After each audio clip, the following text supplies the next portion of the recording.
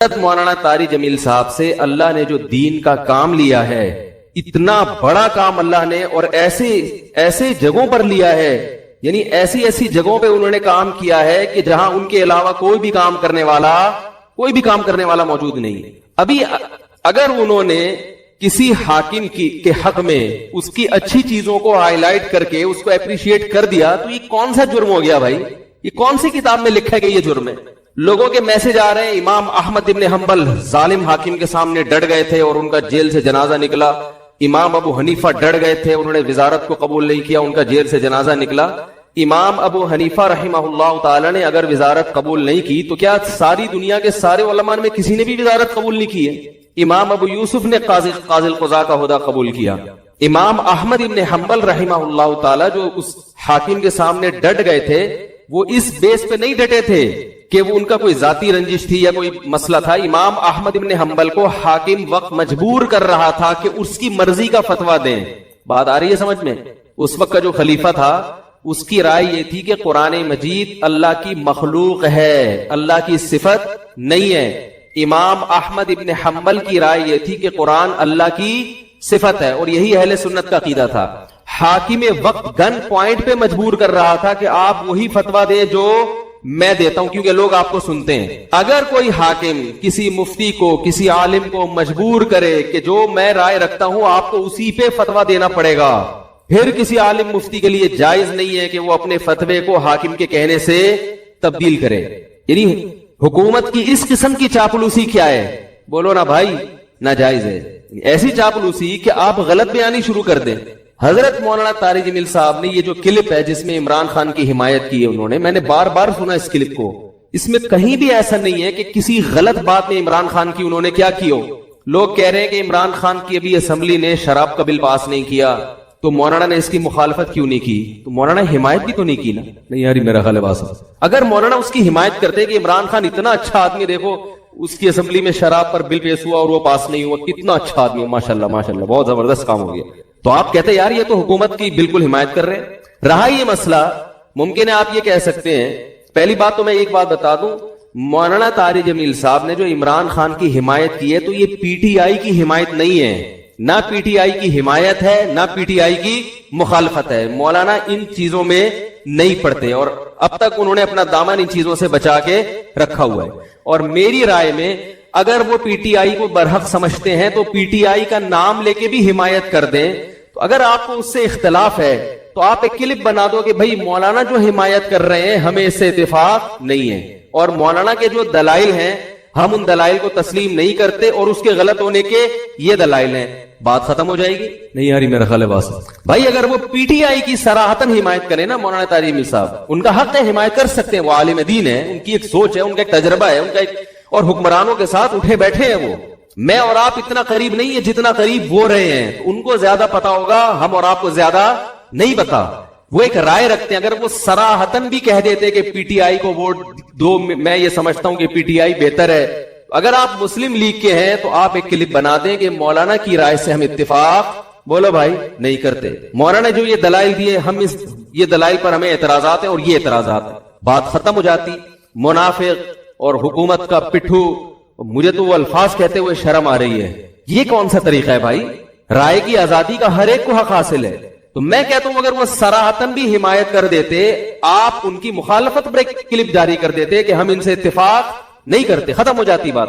جبکہ انہوں نے پی ٹی آئی کی حمایت نہیں کی ہے، انہوں نے عمران خان کی اگر حمایت کی ہے تو اس لیے نہیں کہ وہ پی ٹی آئی کا سربراہ ہے، اس لیے کہ وہ ملک کا سربراہ ہے۔ بات آ رہی ہے سمجھ میں؟ ملک کا سربراہ کوئی بھی ہو، اسلام اس بارے میں ہمیں ہدایات دیتا ہے کہ ملک کے سربراہ سے لڑ کے، اس کی گالی گلوچ کر کے، اس کی مخالفت کر کے آپ اس سے کام نہیں نکلوا سکتے۔ اسلام میں حکم ہے ملک کے سربراہ کی اطاعت کا، فرما برداری کا، اس کی تعظیم کا، اس کی عزت اور اس کے احترام کا، ہمارے اکابر کی تاریخ ہے یہ۔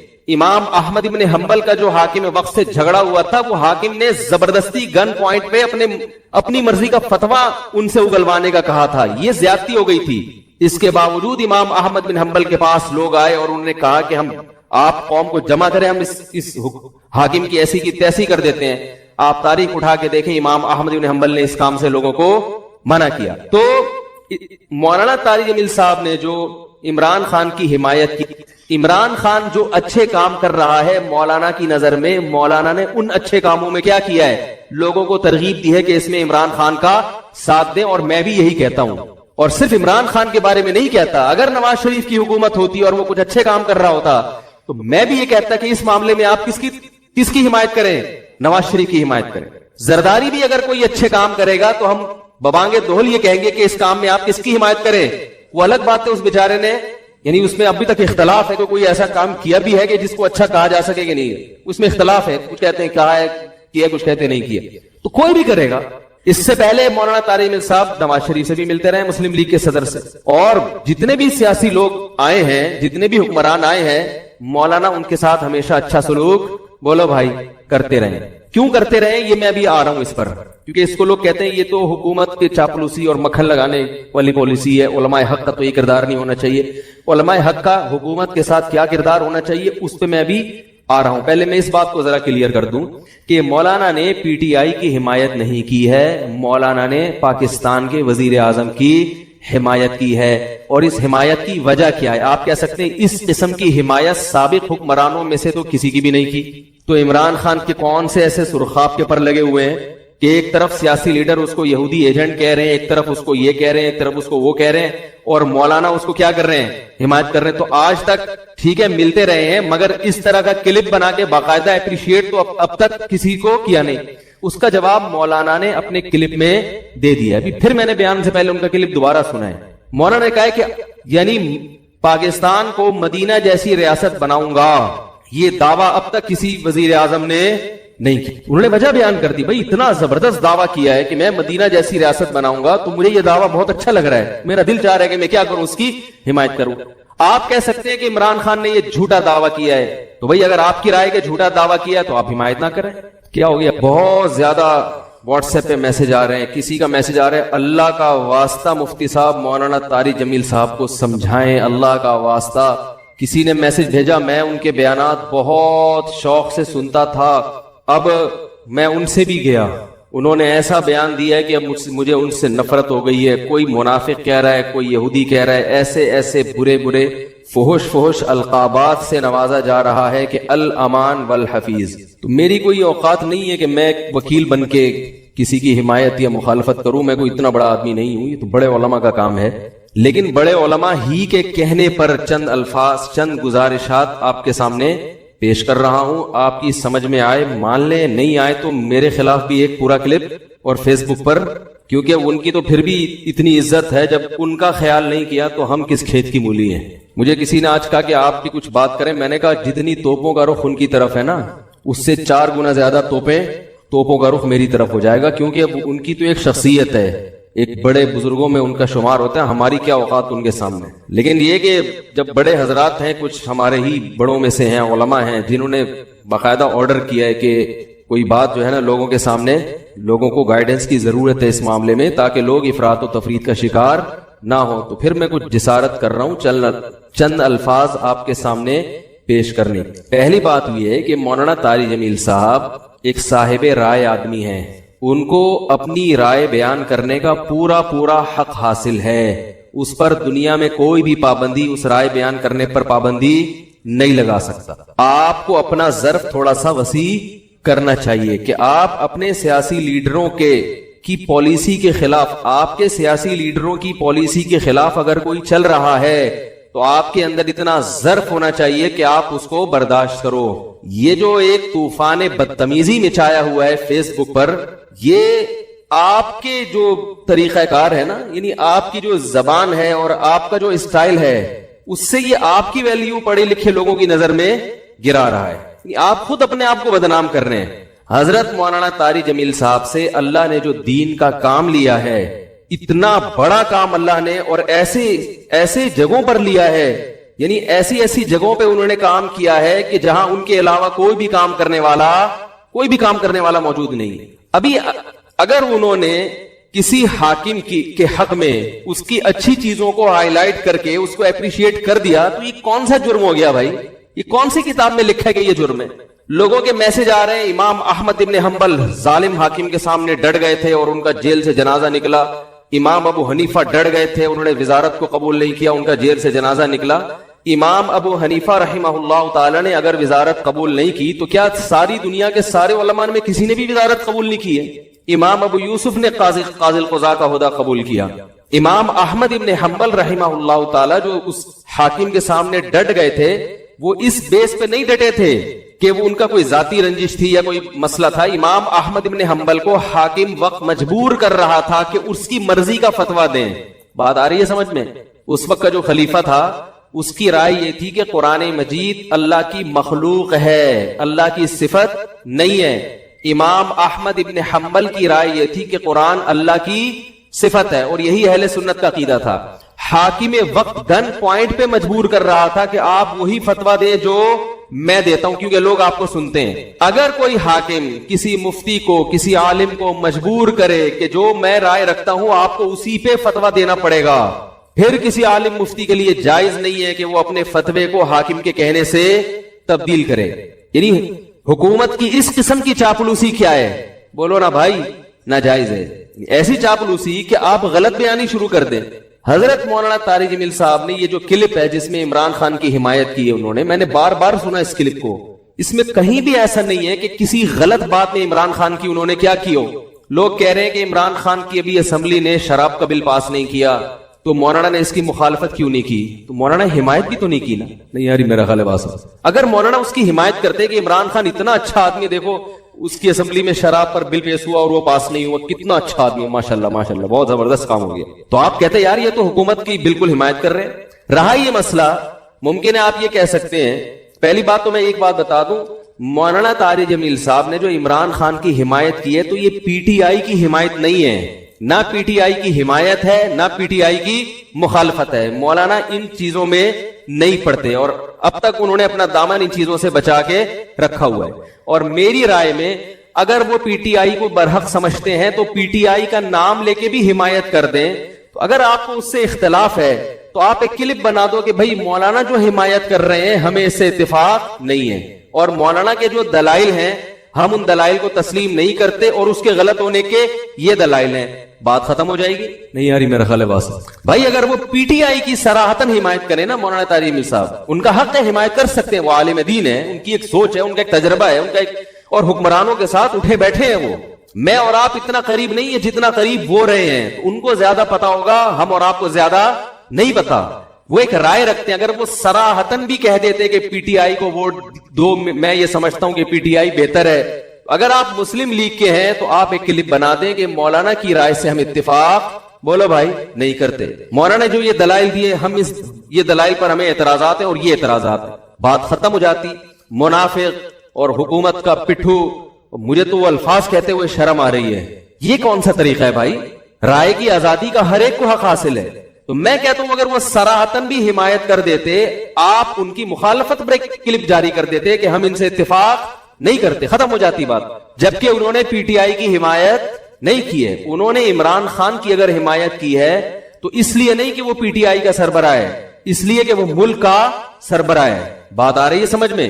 ملک کا سربراہ کوئی بھی ہو, اسلام اس بارے میں ہمیں ہدایات دیتا ہے کہ ملک کے سربراہ سے لڑ کے, اس کی گالی گلوچ کر کے, اس کی مخالفت کر کے آپ اس سے کام نہیں نکلوا سکتے.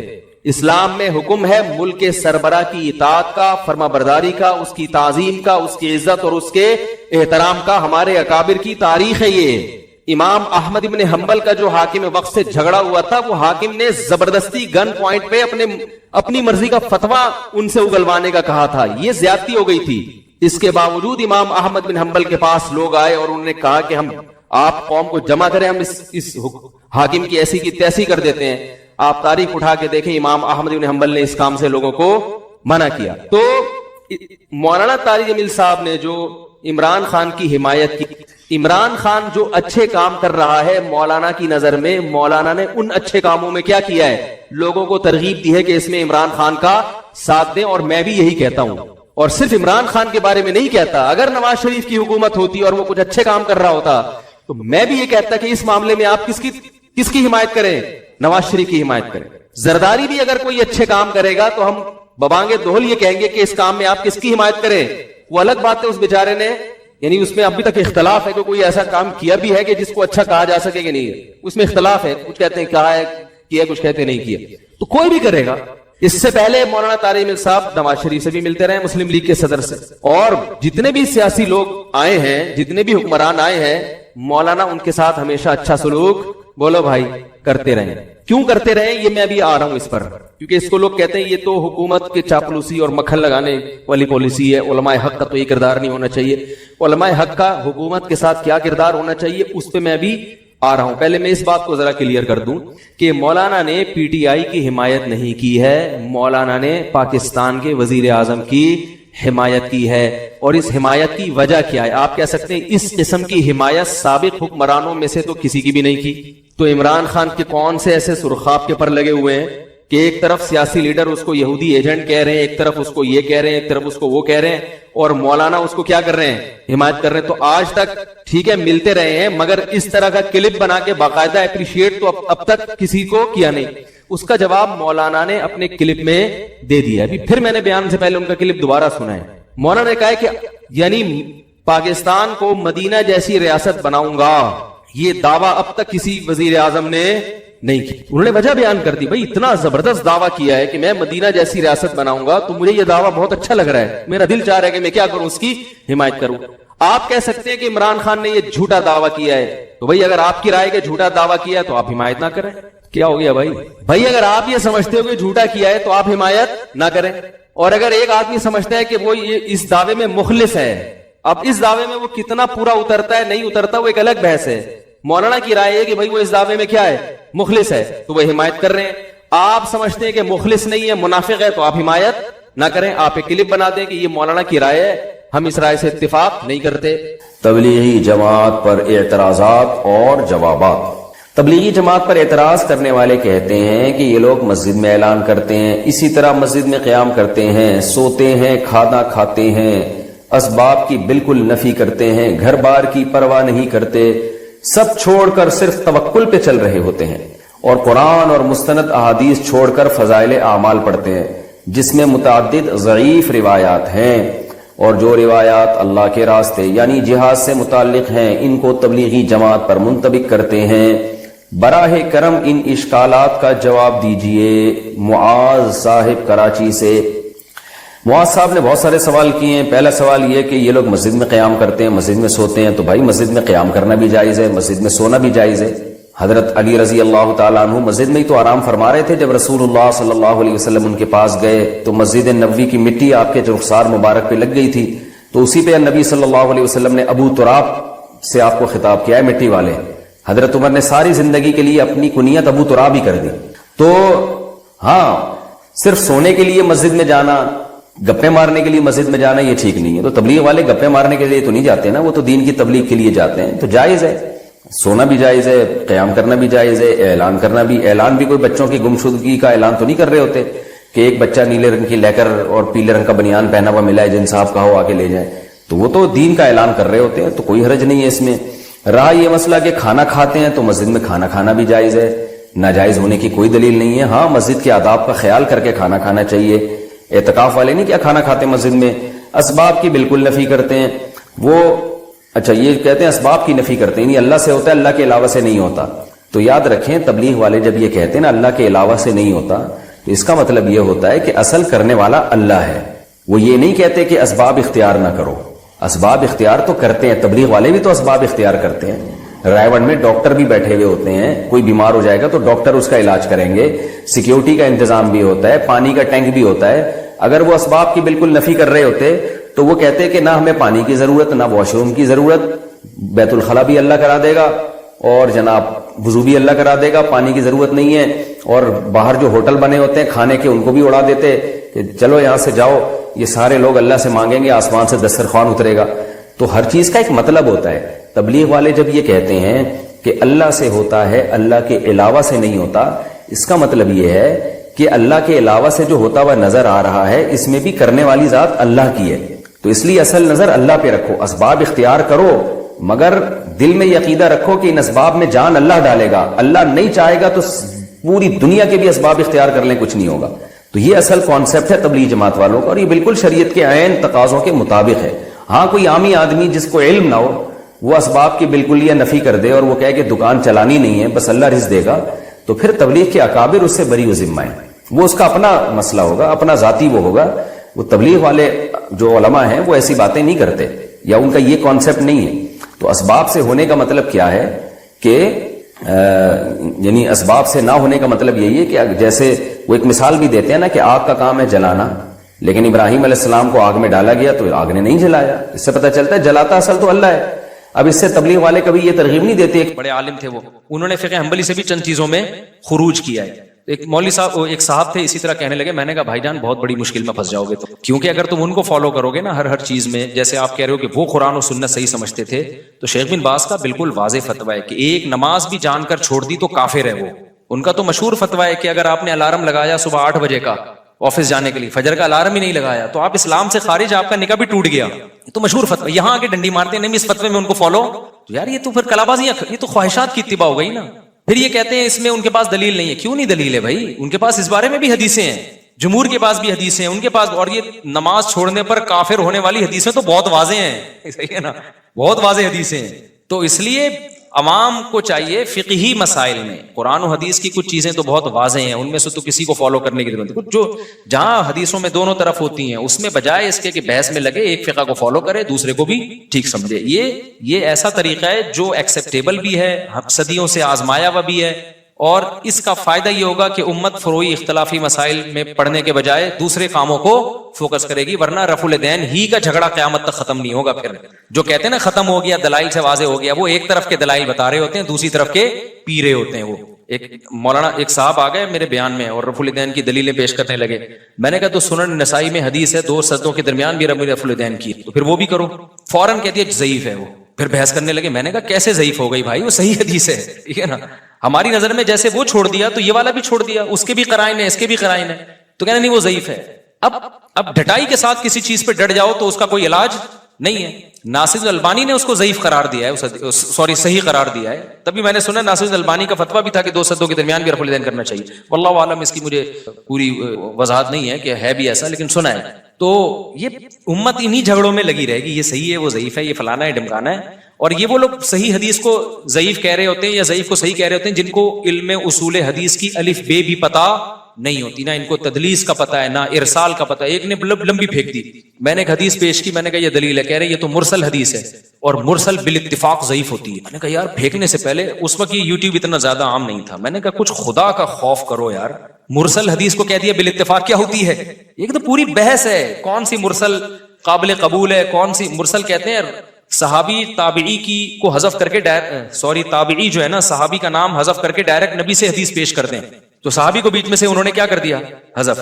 اب ہمیں پتہ نہیں بیچ میں راوی کون سا غائب ہے، اس پہ تو علماء کا بڑا کلام ہے کہ یہ صحیح ہے یا ضعیف ہے، انہوں نے پھینک دی لمبی کہ کیا ہوتی ہے یہ، پھینکتے رہو لوگ ایک دم واہ بھائی واہ، سند متصل چونکہ نہیں ہے لہذا حدیث ضعیف ہے۔ سند کا اتصال ہمیشہ صحت کے لیے ضروری نہیں ہے، پوری ایسے ہی تھوڑی 2 سال کے علم حدیث کے تخصص ہو رہے ہیں، بیٹھ کے پھینکے جا رہے ہیں، لوگ کہتے ہیں ماشاءاللہ ماشاءاللہ۔ تو وہی ہے جیسے نیم ڈاکٹر حکیم خطرہ جان ہے، یوٹیوب پہ نیم ڈاکٹروں کے کلپ دیکھ دیکھ کے لوگ برباد ہو گئے ہیں نا۔ کورونا کے دنوں میں قہوے پی پی کے بیڑا کیا کر دیا؟ غرق۔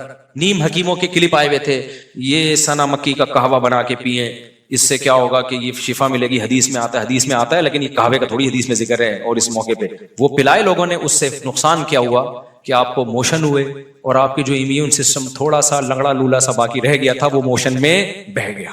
وہ کیا ہوا موشن میں؟ تو ہمارے ایک استاذ کو ہو گیا تھا کہ ہمیں بہت پی انہوں نے مختلف قسم کے، پھر بھی ہو گیا نا۔ تو اب دلیل تو اس کے پاس بھی ہے بھائی، سنا مکی جو ہے اور کلونجی جو ہے اس میں شفا ہے، شفا کا یہ مطلب تھوڑی ہے اب شہد میں شفا ہے، کیا مطلب؟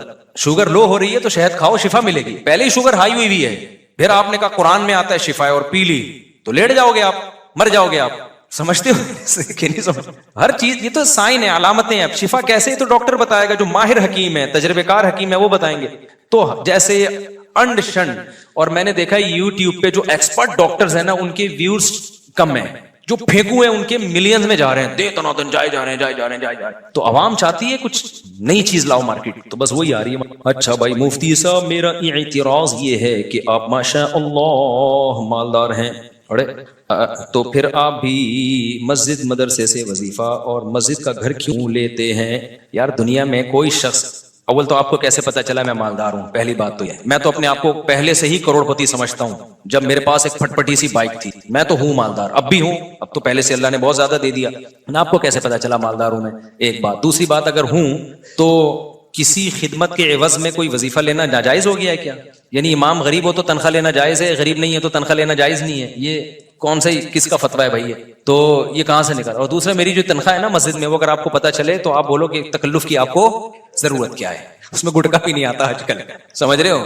تو وہ گٹکا بھی نہیں آتا اس میں. اور مدد جامعۃ الرشید سے جو میری تنخواہ ہے وہ بھی اگر میں آپ کو بتا دوں تو، اور کتنے سال میں 23 سال پڑھا رہا ہوں، 23 سال کے بعد تو کہاں تنخواہیں پہنچ جاتی ہیں کسی ادارے میں. تو علماء بیچاروں کی ایسے ہی وہ اس قابل نہیں ہوتے کہ ان کو عار دلائی جائے کہ آپ تنخواہ کیوں لے رہے ہو. وہ جو لے رہے ہیں وہ بہت ہی آپ سے بھی زیادہ مختصر ہے وہ. اچھا، اور پھر چھٹیوں پہ کٹتی ہیں تنخواہیں ہماری جامعۃ الرشید میں. ہماری ہر گھنٹے کی غیر حاضری لگتی ہے. 1 منٹ بھی لیٹ ہو گئے نا تو اس 1 منٹ کی بھی تنخواہ کٹتی ہے جامعۃ الرشید. تو مجھے تو صرف رمضان میں پتہ چلتا ہے میری تنخواہ کتنی ہے، کیونکہ وہ چھٹیوں کی تو پوری تنخواہ ملتی ہے، باقی تو 1 منٹ بھی لیٹ ہو گئے تو اس کی تنخواہ کٹے گی. تو یہ تو علماء، اور میں تو چلو اللہ نے مجھے دوسرے بھی وسائل دیے ہیں کمانے کے، لیکن جو دیگر علماء ہیں ان بیچاروں کی حالت تو حکومت سے تعلق 2 طرح کا ہوتا ہے. ایک ہوتا ہے چاپلوسی کے لیے، اس میں لینے کی کوشش کی جاتی ہے کہ تھوڑا سا مکھن لگاؤ، پھر یہ کاغذ اپنے نام کروا لو، یہ اپنے نام کروا لو. تو ہمارے جو شیخ مفتی عبدالرحیم صاحب ہیں، ان کے تو بیٹے بھی مدرسے سے ان کا تعلق نہیں ہے. انہوں نے تو وصیت کی ہے میرے مرنے کے بعد میرے بیٹے مدرسے کے محتمم نہیں بنیں گے، مدرسے میں کسی قسم کا انتظام ان کے ہاتھ میں نہیں آئے گا. حالانکہ ان کے بیٹا میرا شاگرد ہے. میرا خیال ہے جامعۃ الرشید میں نہیں کہہ رہا سب سے نیک وہی ہے، یہ دعویٰ نہیں کر رہا، لیکن جو بھی اس سے ملے گا وہ کہے گا بہت نیک ہے. یہ رمضان میں ایک دن میں 15 پارے پڑھنے کا معمول ہے. دینی علوم بھی ہیں، دنیاوی علوم بھی ہیں، بہت سی استعداد ہے. تہجد جو ہے نا، تراویح تہجد، ہم دیکھیں، ہم سفر کیا ان کے ساتھ، اور بڑی خدمت گزار. تو ہونا تو چاہیے یہی بنے. انہوں نے وصیت کی یہ نہیں بنے گا، ٹھیک ہے نا. تو نہ اپنی اولاد کے لیے کچھ چھوڑا، نہ اپنے لیے. ایک بالغ زمین پراپرٹی ان کے پاس نہیں ہے. سمجھ رہے ہو؟ جو اسٹیبلشمنٹ کا بندہ ہوتا ہے، کبھی دیکھا کہ اس کے پاس ایک بالغ زمین بھی نہ ہو؟ وہ تو کروڑوں کی جائیدادیں بنا لیتے ہیں. تو ایک بالغ بھی زمین ان کے پاس نہیں ہے.